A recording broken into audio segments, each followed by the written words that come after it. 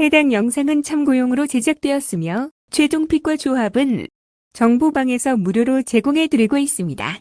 토토라이브 정보방 문의는 영상 하단 고정 댓글 클릭 후 링크로 문의 주시면 무료 입장 도와드리겠습니다. 구독과 좋아요는 영상 제작에 큰 힘이 됩니다. 부산 KCC 지난 13일 원주 DB와의 원정 경기에서 75-88로 패배했습니다. 최준용과 송교창이 또다시 결장하며 핵심 전력 공백이 이어지고 있으며 전반기를 7연패로 마무리하면서 극심한 부진을 겪었고 후반기에도 뚜렷한 반등 요소를 찾기가 쉽지 않은 상황입니다. 기존 외국인 선수들의 경기력 기복이 심한 데다 국내 선수들의 득점 지원도 제한적이라 공격에서 어려움을 겪고 있습니다. 전반적인 경기 운영과 수비 조직력도 불안정해 상대팀이 쉽게 공략할 수 있는 모습을 보이고 있는 부산 KCC입니다. 고향 선호 지난 11일 울산 모비스와의 홈 경기에서 80-101로 패배했습니다.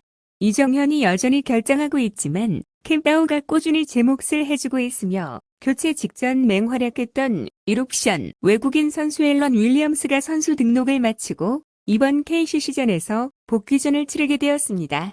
DJ 번즈보다 훨씬 나은 활약이 기대되며 패스를 통한 경기 조율 능력도 갖춘 선수이기에 캠바오와의 호흡도 기대할 수 있고 골 밑에서 안정적인 득점력과 리바운드 싸움에서의 우위를 점할 가능성이 높은 고향 소노입니다. 초안 분석 고향 소노 스카이거너스는 알파카바가 떠나고 이번 시즌 18경기에서 평균 17.9점, 12.4 리바운드로 공수에서 안정적인 활약을 펼쳤던 앨런 윌리엄스가 돌아왔습니다. 하지만 토종 에이스 이정현은 3월 초 복귀 예정이며 김진유가 부상이며 또한 A매치 일정에서 필리핀 대표로 출전한 케빈 캠바오의 경기력이 좋지 못했습니다. 휴식기를 통해서 부상에서 돌아온 선수들이 컨디션을 끌어올 수 있는 시간을 보낸 부산 KCC가 승리할 것으로 보입니다. 안양 정관장 지난 10일 부산 KCC와의 홈 경기에서 76-67로 승리했습니다. 핵심 가드 변준영이 복귀하며 약 15분 정도 출전할 계획이며 그동안 팀의 주축 역할을 해왔던 박지훈이 대표팀 경기에서 다소 아쉬운 모습을 보였던 만큼 변준형의 복귀는 반가운 소식이 될 수밖에 없습니다. 하지만 경기 감각이 완전히 올라오지 않은 상황에서 변준영이 얼마나 영향력을 발휘할지는 미지수입니다. 외국인 선수들이 강점을 보이며 전반기 막판 좋은 흐름을 이어갔지만 국내 선수들의 경기력이 다소 기복을 보였던 점이 변수로 작용할 가능성이 큰 안양 정관장입니다. KT 손익품 지난 12일 361B와의 홈 경기에서 94-81로 승리했습니다. 여전히 풀 전력으로 이번 경기에 나설 수 있으며 하윤기와 문정현이 대표팀에서 좋은 활약을 펼치며 자신감을 얻었습니다. 전반기 막판 흐름도 좋았고 휴식기를 비교적 안정적으로 보낸 만큼 경기 운영면에서 우위를 점할 가능성이 높습니다.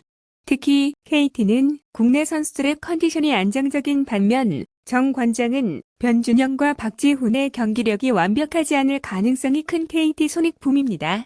초안 분석 A매치에 출전하지 않았던 변준영과 김종규가 복귀하기까지는 조금 더 시간이 필요합니다. 허훈이 부상에서 돌아온 이후 컨디션을 끌어올리고 있으며 4차전 맞대결 부상 후유증 탓에 침묵했던 라숀 해먼즈가 단단히 벼르고 있는 경기이기에 KT 손익품의 승리를 예상합니다. 현대캐피탈 지난 22일 우리카드와의 원정 경기에서 세트스코어 3-1로 승리하였습니다. 정규 시즌 원위를 확정지었으며 아직 정규 시즌 일정이 많이 남아있지만 팀 분위기는 이미 챔피언 결정전을 준비하는 단계로 접어든 상태입니다.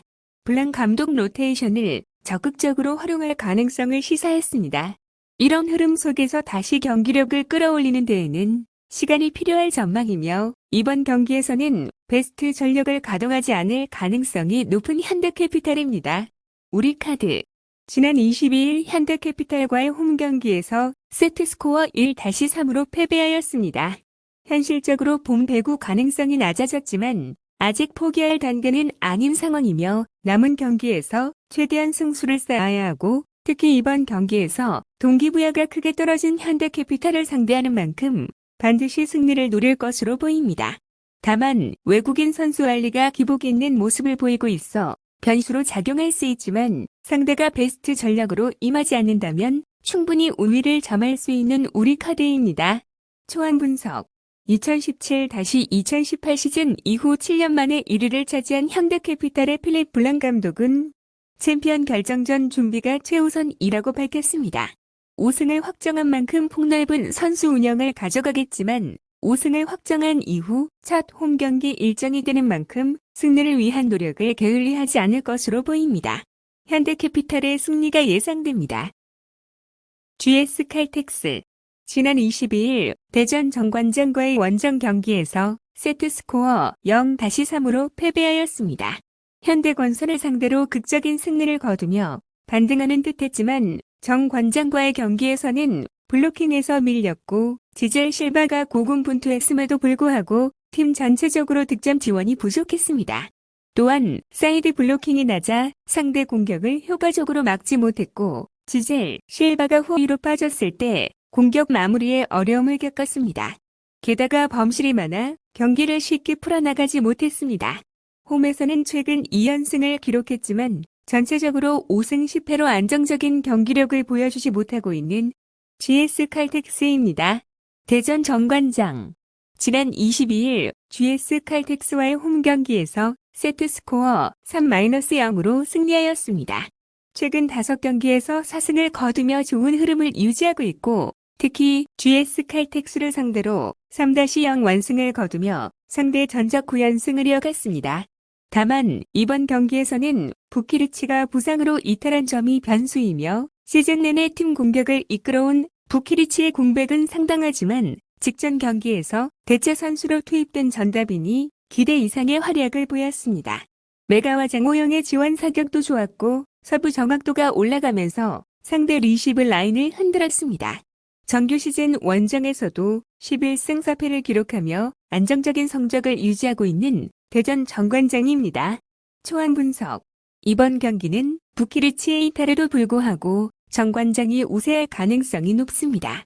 GS 칼텍스가 홈에서 반격을 노릴 수 있지만 상대 전적에서 절대적인 열세를 보이고 있으며 팀 조직력과 경기 운영 측면에서도 정관장이 한 수위입니다.